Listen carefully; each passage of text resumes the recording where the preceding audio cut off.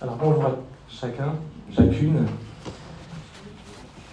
Bill vient de dire que c'était un privilège effectivement de démarrer cet épître aux Romains. Alors on peut effectivement soit le comprendre comme un privilège ou également comme une lourde responsabilité. En particulier le texte qu'on va prendre ce matin. En tout cas, que le Seigneur nous conduise dans l'étude de sa parole, qu'on soit, comme Elsa l'a prié, à l'écoute, et moi le premier, de ce que le Seigneur veut nous dire encore ce matin. Alors, pour celles et ceux qui ont pu participer hier à l'étude biblique que nous a partagée Franz, nous a réalisé un survol de l'épître aux Romains, en nous introduisant l'épître, le contexte, et également la structure de l'épître, le contenu dans les grandes lignes. Donc je vous encourage vivement à écouter la vidéo qui va être mise sur YouTube dans les prochains jours, qui va effectivement nous permettre de revenir également sur le contexte dans lequel cette épître, cette lettre a été rédigée. Alors, pour moi personnellement, je vais tout de même reprendre quelques points d'introduction avant de rentrer dans le vif du sujet, sachant que nous démarrons aujourd'hui par le chapitre 1 de Romains, et on va se concentrer sur les versets 18 à 32. Donc la deuxième partie du premier chapitre de Romains. Alors tout d'abord, l'auteur de l'épître Romains, nous le connaissons tous, c'est l'apôtre Paul, par l'intermédiaire de son secrétaire Tertus. Comme France nous l'a rappelé hier, l'apôtre Paul, par rapport à sa vie tout entière, est à la jonction entre trois cultures. Tout d'abord la culture juive. Nous le voyons très bien dans les Actes des Apôtres, dans le livre qui précède l'épître aux Romains. Donc toute l'histoire de l'Église primitive, les apôtres qui ont été appelés par le Seigneur à prendre sa suite à son enlèvement. Paul était instruit au pied de Gamaliel, un des plus érudits des pharisiens de l'époque, hébreu, né d'hébreu. Et nous voyons également dans le début des Actes des Apôtres de quelle manière Paul se conduisait vis-à-vis de l'Église, vis-à-vis des chrétiens. Paul les persécutait. Et avant, il s'appelait Saul de Tarse. Saul persécutait l'Église. Saul s'opposait aux chrétiens et donc s'opposait à Jésus. Mais il a été touché sur le chemin de Damas, et je ne vais pas vous refaire toute l'histoire de la conversion de Saul, qui ensuite a été appelé Paul. Je vous encourage à relire les Actes des Apôtres pour cela. Mais nous voyons qu'après sa conversion, Paul, il était parti pendant de longues années à Tarse, où il a pu embrasser la culture grecque et tout ce qui allait avec. Et tout au long de l'histoire de Paul, qui est retracée dans les Actes des Apôtres, toujours encore, Paul s'est présenté aussi à la fin, lors de son arrestation à Césarée, je crois, comme citoyen romain. Donc tout le monde a pris peur, sachant qu'il était donc de cette citoyenneté romaine de par sa naissance. Donc, ayant ça en tête, nous allons continuer par 2-3 autres points. Cette épître aux Romains, Paul l'a écrite à la fin de son 3e voyage missionnaire. Donc, il n'a pas écrit cette épître au tout début de son parcours chrétien, de sa vie chrétienne. Donc il a écrit cette lettre à l'église Grand E de Rome, qui rassemblait plusieurs communautés, plusieurs groupes, plusieurs églises de maison, qui étaient composées majoritairement de chrétiens d'origine païenne, que Paul va souvent généraliser par les Grecs, mais comprenons par le terme grec les païens, ceux qui n'étaient pas d'origine juive, de culture juive, et également quelques chrétiens d'origine juive dans ces églises à Rome. Et Paul Il écrit l'intention de sa lettre, ses motivations dans les premiers versets, donc de Romains 1 jusqu'au verset 17. Et le cœur de l'épître aux Romains démarre à partir du verset 18. Romains 1, 18 jusqu'au chapitre 15. L'épître aux Romains, c'est une lettre majeure parmi les épîtres, parmi les livres du Nouveau Testament, qui présente de manière structurée un grand nombre de doctrines bibliques, avec comme fil conducteur, bien sûr, l'évangile de Jésus-Christ. Et Paul va donc démarrer par présenter le but de cette lettre par cette phrase que nous a déjà lu Bill en introduction, Romains 1, versets 16 et 17. « Car je n'ai point honte de l'évangile. C'est la puissance de Dieu pour le salut de quiconque croit, du juif premièrement, puis du grec, parce qu'en lui est révélée la justice de Dieu, par la foi et pour la foi. Selon qu'il est écrit, le juste vivra par la foi. » Paul n'a point honte de l'évangile. C'était sa motivation, c'était sa vocation. Il avait toute sa vie pour l'annonce de l'évangile.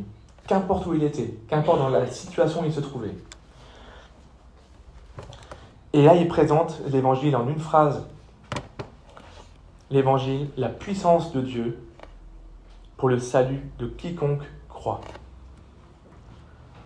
On peut résumer la pensée de l'épître aux Romains avec cette phrase.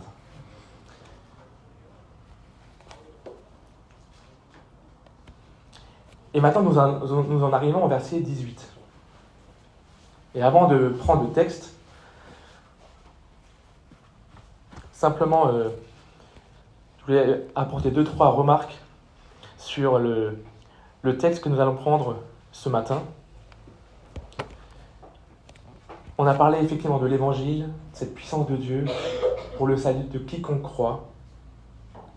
Parce que dans l'évangile est révélée la justice de Dieu par la foi et pour la foi. Mais, il y a un mais, et Paul se doit de repartir à la case départ parce qu'à la justice de Dieu est forcément associée la colère de Dieu. Pour qu'il y ait justice, il y a également la colère. Et le passage de versets 18 à 32 nous présente le cœur humain, pécheur, et les conséquences des péchés que les hommes commettent. Et Paul se doit de rappeler cela en premier lieu. Et malheureusement, ce matin, on va parler surtout d'une mauvaise nouvelle. On a entendu la bonne nouvelle, effectivement, au verset précédent, et là, Paul, il doit rentrer dans le sujet. Il met les pieds dans le plat, et il démarre son épître par cette mauvaise nouvelle. C'est que tout homme, grand H, tout homme, toute femme, est sous la condamnation, et sous la colère de Dieu. Il n'y a pas un seul qui est juste devant Dieu. Pas même un seul. Et Paul va diviser l'humanité en 2 catégories dans ses premiers chapitres jusqu'au chapitre 3. Tout d'abord, la catégorie des hommes païens, qu'il va souvent appeler grecs, qui ne connaissent pas la loi de l'Éternel, la loi de Moïse et des prophètes. Et l'autre catégorie, des Juifs. Les Juifs, ce peuple choisi par Dieu, élu par Dieu depuis Abraham, que Dieu a conduit, dirigé à travers tout l'Ancien Testament jusqu'ici. Ce peuple juif, lui-même, est également condamné, coupable devant Dieu. J'avais donné comme titre à mon message « Tous coupables, vraiment ?» Nous aurons quelques éléments de réponse dans les versets qui vont venir. Je vous propose de lire ce texte, Romains 1, versets 18 à 32.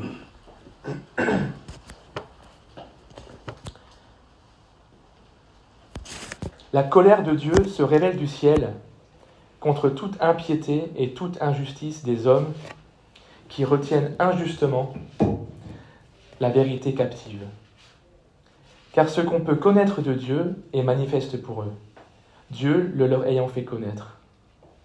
En effet, les perfections invisibles de Dieu, sa puissance éternelle et sa divinité se voient comme à l'œil nu, depuis la création du monde, quand on les considère dans ses ouvrages. Ils sont donc inexcusables, car ayant connu Dieu, ils ne l'ont point glorifié comme Dieu, et ne lui ont point rendu grâce. Mais ils se sont égarés dans leurs pensées, et leur cœur, sans intelligence, a été plongé dans les ténèbres. Se vantant d'être sages, ils sont devenus fous, et ils ont changé la gloire du Dieu incorruptible en image représentant l'homme corruptible, des oiseaux, des quadrupèdes et des reptiles. Verset 24. C'est pourquoi Dieu les a livrés à l'impureté, selon les convoitises de leur cœur. Ainsi, ils déshonorent eux-mêmes leur propre corps, eux qui ont changé la vérité de Dieu en mensonge, et qui ont adoré et servi la créature au lieu du Créateur, qui est béni éternellement. Amen. C'est pourquoi Dieu les a livrés à des passions infâmes, car leurs femmes ont changé l'usage naturel en celui qui est contre nature. Et de même les hommes, abandonnant l'usage naturel de la femme, se sont enflammés dans leurs désirs les uns pour les autres, commettant homme avec homme des choses infâmes, et recevant en eux-mêmes le salaire que méritait leur égarement. Comme ils ne se sont pas souciés de connaître Dieu, Dieu les a livrés à leur sens réprouvé pour commettre des choses indignes. Étant remplis de toute espèce d'injustice, de méchanceté, de cupidité, de malice, pleins d'envie, de meurtre, de querelles, de ruse, de malignité, rapporteurs, médisants, impies, arrogants, hautains, fanfarons, ingénieux au mal, rebelles à leurs parents, dépourvus d'intelligence, de loyauté, d'affection naturelle, de miséricorde. Et, bien qu'ils connaissent le jugement de Dieu, déclarant dignes de mort ceux qui commettent de telles choses, non seulement ils les font, mais encore ils approuvent ceux qui les font. Jusqu'ici la parole de Dieu. Amen. Amen. Ce n'est pas un texte facile, n'est-ce pas ? Et vous allez me dire, mais Samuel, qu'est-ce qu'on peut sortir de bon de ce texte ? Quel encouragement pouvons-nous recueillir ce matin pour nos vies ? Nous allons essayer de voir cela ensemble. J'aimerais découper ce message en 3 parties. Première partie que j'ai intitulée « Personne n'échappe à la révélation universelle de la création de Dieu ». Et ensuite, je vais apporter trois remarques par rapport à cela. Ensuite, deuxième partie, les conséquences tragiques du péché, de cette rébellion à Dieu. Et enfin, j'aurais à cœur d'apporter quelques applications, quelques réflexions pour nous aujourd'hui. En fonction de notre situation, de notre disposition de cœur également, face à ce qu'on a pu lire dans ce texte. Tout d'abord, personne n'échappe à la révélation universelle de la création de Dieu. Et à l'inverse de la manière dont Paul structure son propos, donc des versets 18 au verset 25, j'aimerais prendre une approche, je dirais, à l'opposé. Et j'aimerais d'abord partir de la création de Dieu. Partons effectivement de ce que Paul ici nous présente comme cette révélation universelle de Dieu, de sa puissance, de ses perfections, de sa divinité.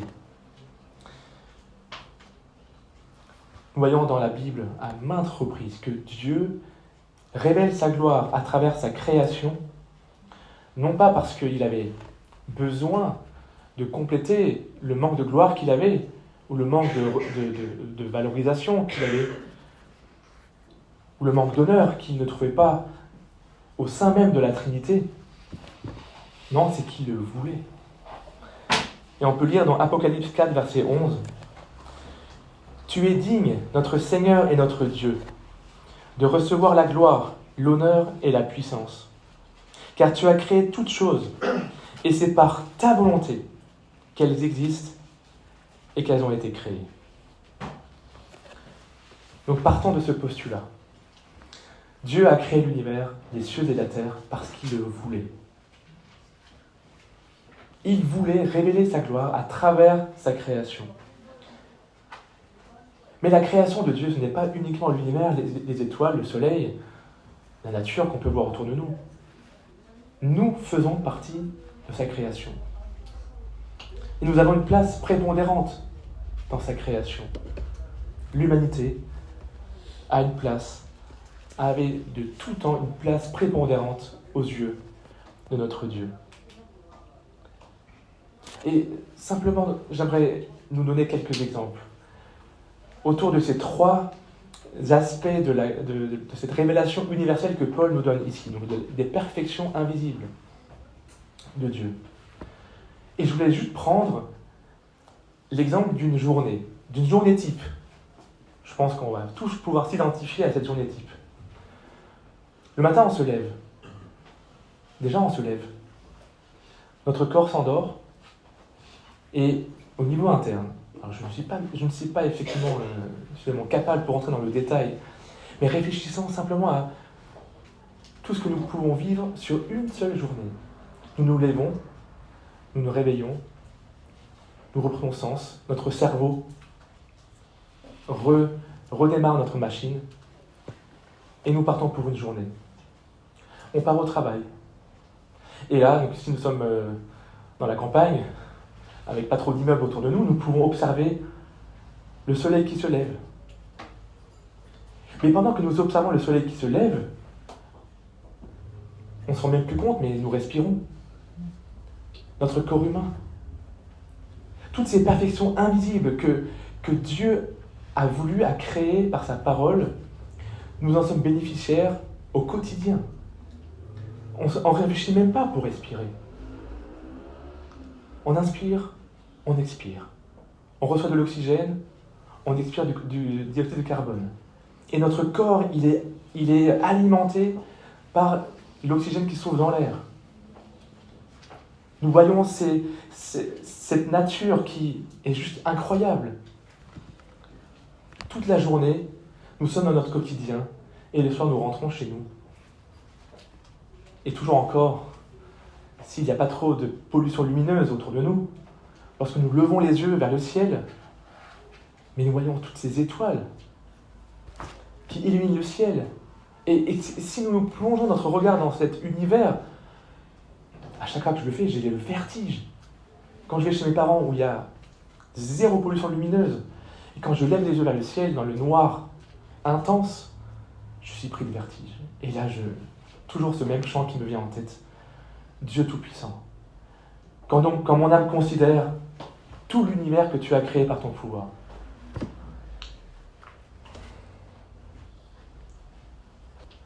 Les orages, le tonnerre, les éclairs. Cette puissance de Dieu qui est manifestée dans sa création.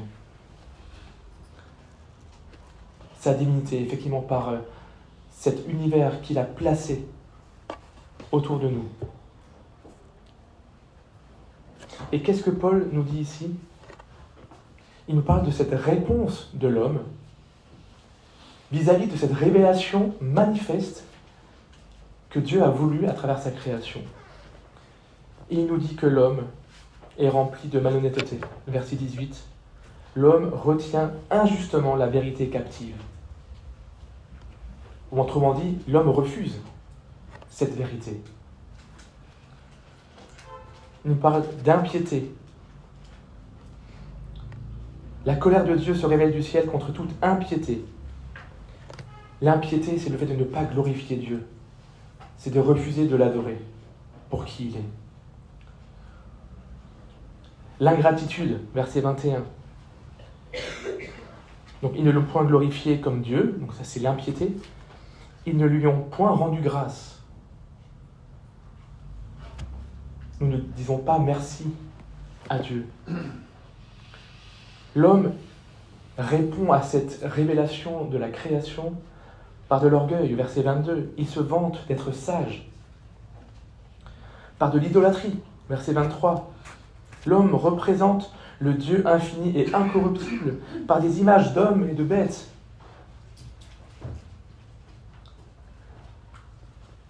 Et enfin, l'homme préfère le mensonge à la vérité.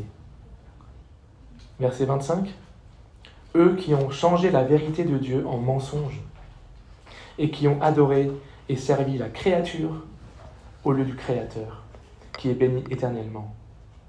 Amen.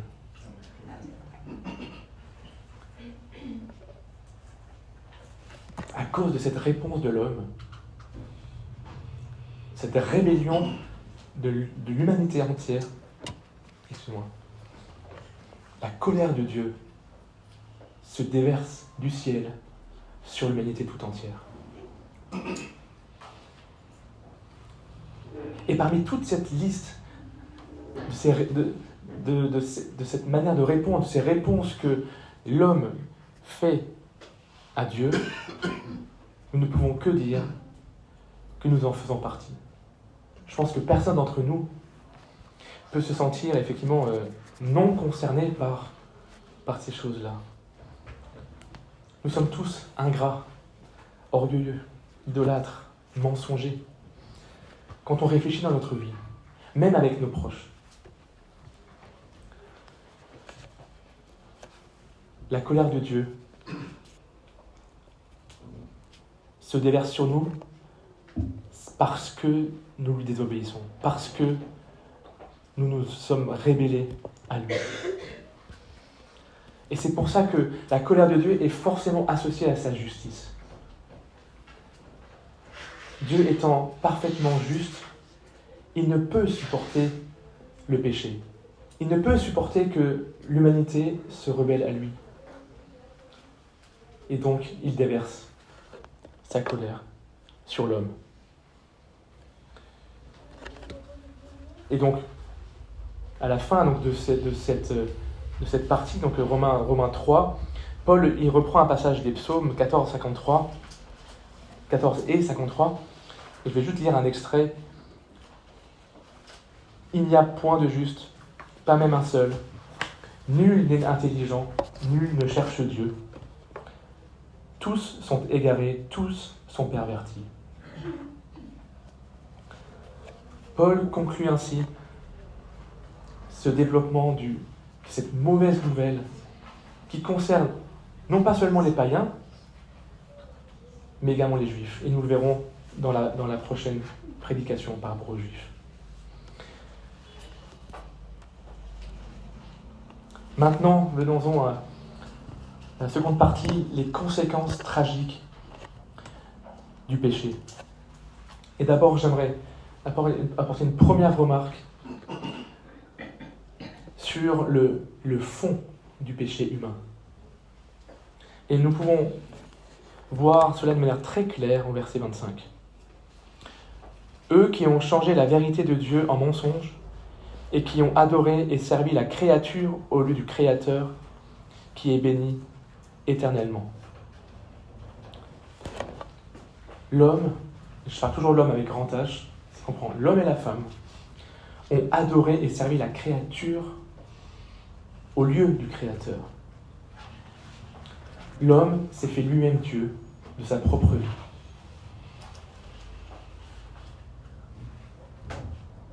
Et donc, cette colère de Dieu est un jugement mérité.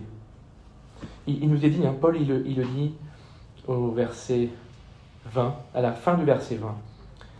Donc, en effet, les perfections invisibles de Dieu, sa puissance éternelle, sa divinité se voient comme à l'œil nu depuis la création du monde quand on les considère dans ses ouvrages. Ils sont donc inexcusables. Nous avons tous accès à cette révélation universelle de la création. Et donc, par nature, sachant que nous avons répondu non à Dieu, nous sommes inexcusables. Personne sur la terre trouvera une excuse devant Dieu. Alors non, je n'étais pas présent lorsqu'il y a eu l'orage. Nous sommes tous au bénéfice de cette révélation de Dieu. Et donc nous sommes sous le jugement de la colère de Dieu. Il nous est dit également, versets 21 et 22, que nous sommes spirituellement aveuglés. Et là, nous allons aller crescendo et crescendo dans cette descente, je dirais cette descente aux enfers, dans ce cercle vicieux du péché. Nous sommes égarés dans leurs pensées, le cœur sans intelligence, plongés dans les ténèbres. Donc aveuglés et fous. Et ma deuxième remarque, elle va porter sur cette notion d'impiété et d'injustice que nous voyons au verset 18. Donc Paul nous dit « La colère de Dieu se révèle du ciel contre toute impiété et toute injustice des hommes qui retiennent injustement la vérité captive. » L'impiété, nous avons vu que c'est le fait de ne pas adorer Dieu, de ne pas le glorifier, et donc d'adorer la créature au lieu du Créateur. Et donc là, nous voyons en quelque sorte un péché vertical. Mais là, je m'inspire du commentaire de Brad Dixon. Péché vertical, c'est ce refus d'adorer Dieu, et donc d'adorer la créature. L'injustice, elle, représente ce péché horizontal que nous allons vivre, manifester autour de nous, avec notre prochain. Et il y a une sorte de cause à effet. C'est pas pour rien que Paul démarre d'abord par la dénonciation de notre impiété et des conséquences directes, ce jugement mérité, donc inexcusable, aveuglé spirituellement, devenu fou. Et ensuite, Paul développe les conséquences de cette colère de Dieu qui nous est manifestée à travers l'injustice, à travers tous ces péchés moraux, éthiques. Et ce qui m'a beaucoup interpellé pendant cette méditation de ce texte, c'est le nombre de fois où Paul répète cette même phrase, expression. C'est pourquoi Dieu les a livrés. Verset 24, verset 26. C'est pourquoi Dieu les a livrés. Au verset 28. Encore une fois, Dieu les a livrés à leur sens réprouvé. Dieu les a livrés à l'impureté, Dieu les a livrés à des passions infâmes, Dieu les a livrés à leur sens réprouvé. Qu'est-ce que ça veut dire, Dieu les a livrés? Encore une fois, ce sont les conséquences de notre rébellion, je dirais, naturelle, héritée de nos pères, que nous avons réalisée envers Dieu. En nous détournant de Dieu, en nous tournant vers la créature, vers le moi, vers l'homme, Dieu nous a laissés aux prises du mal, aux prises de notre propre convoitise.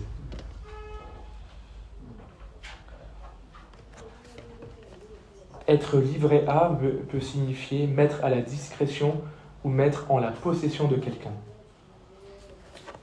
Nous avions choisi le mal, nous avions choisi la créature plutôt que le Créateur. Dieu nous a laissés Dieu nous a laissés en possession du mal, de notre propre rébellion. Ce n'est pas que Dieu nous voulait du mal. On pourrait comprendre à travers cette répétition, Dieu les a livrés à, que Dieu s'est vengé, ou que Dieu n'aimait pas ses créatures, et donc, du fait qu'ils sont rébellés à lui, il dit, mais si c'est ça, je les oublie. Il faut le comprendre différemment. Et toujours encore revenir à cette notion de justice de Dieu. Devant Dieu, il n'y a pas une zone grise. C'est blanc ou noir, c'est tout ou rien. Dieu ne peut pas être en présence du mal, il ne peut pas être en présence du péché, sachant qu'il est 3 fois saint, il est parfaitement juste. Nous avons été livrés à notre propre mal, à notre propre rébellion.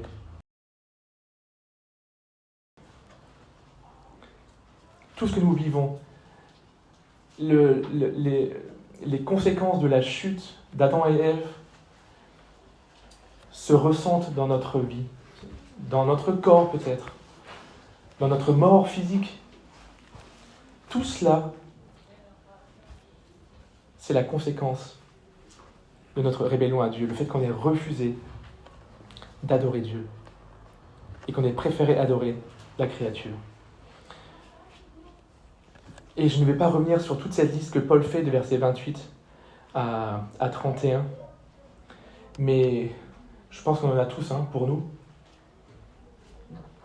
Il dresse un tableau dramatique, tragique, de tout le mal que l'homme peut accomplir, tous ces péchés que l'homme et la femme commettent.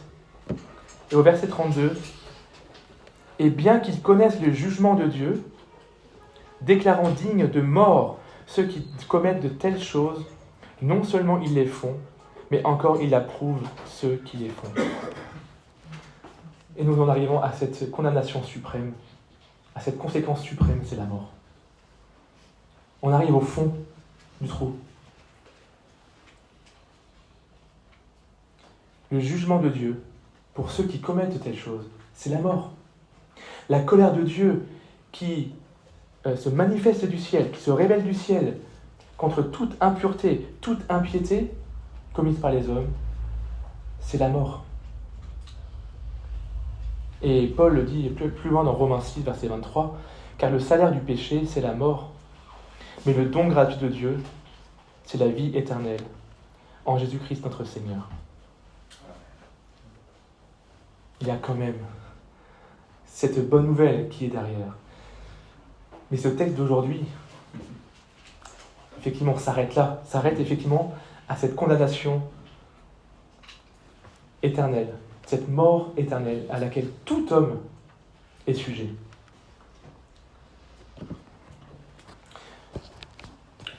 Pour nous ce matin, simplement quelques pensées à la lecture de ce texte.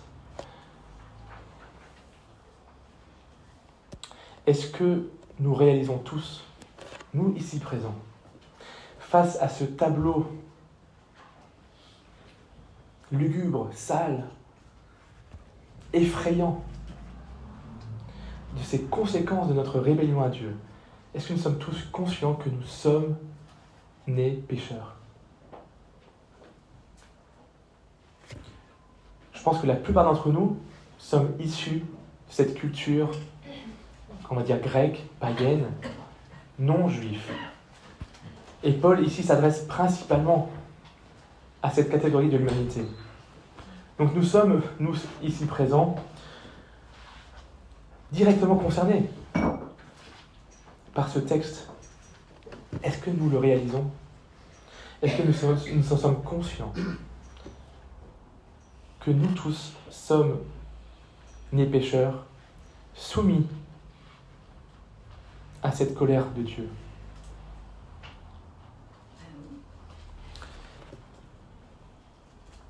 Si ce n'est pas le cas, j'aimerais t'encourager à venir à Dieu tel que tu es, avec tes questions, tes interrogations sur cette nécessité ou pas d'admettre que nous faisons le mal, d'admettre que nous sommes remplis de péchés, et de demander à Dieu son action dans ta vie, qu'il puisse manifester sa justice. Car Paul l'avait justifié encore avant. L'évangile, c'est la puissance de Dieu pour le salut de quiconque croit. Du juif premièrement, puis du grec. Donc toute l'humanité, si elle croit dans l'évangile, recevra cette puissance de Dieu. Parce que dans cet évangile est révélée la justice de Dieu, par la foi et pour la foi. Autrement dit, il nous suffit de croire. Il nous suffit de croire dans cet évangile de Dieu. Et Paul va élaborer, va développer toute sa pensée autour de cet évangile, cette puissance de Dieu pour le salut de quiconque croit dans l'Épître aux Romains. Et bien sûr, Jésus-Christ, notre Seigneur, en est la pierre principale, en est le cœur même de l'Évangile.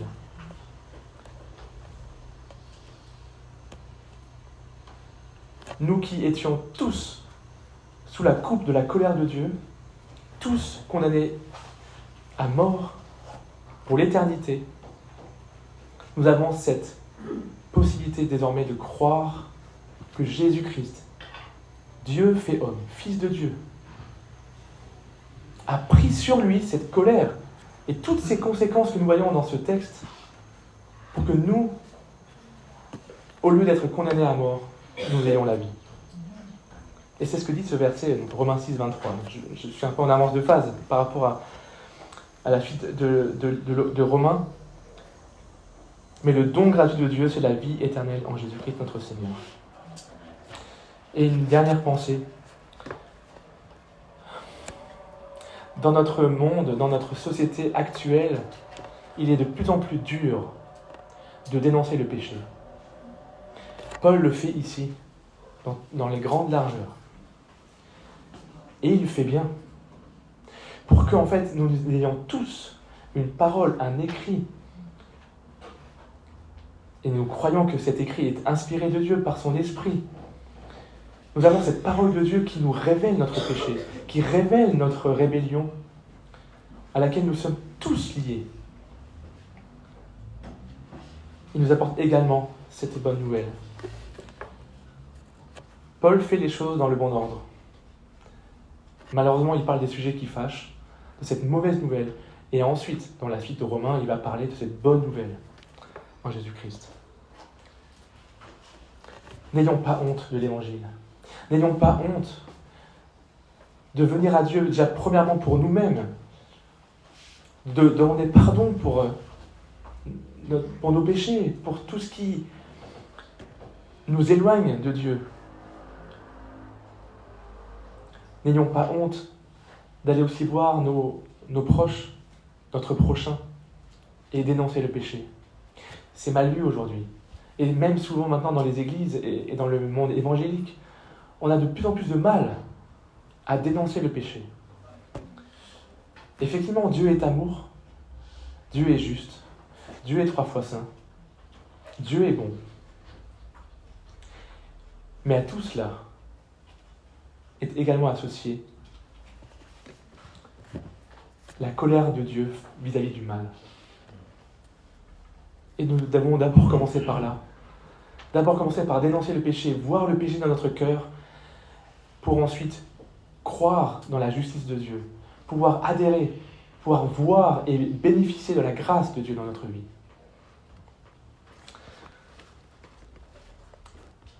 Voilà, je prie que ce texte, malgré effectivement la teneur assez négative, peut peut-être nous déstabiliser, que cela ne le fasse pas, mais au contraire, que cela nous rapproche de Christ, que cela nous permette de mieux réaliser encore, mieux comprendre ce que Christ lui-même a vécu sur la croix.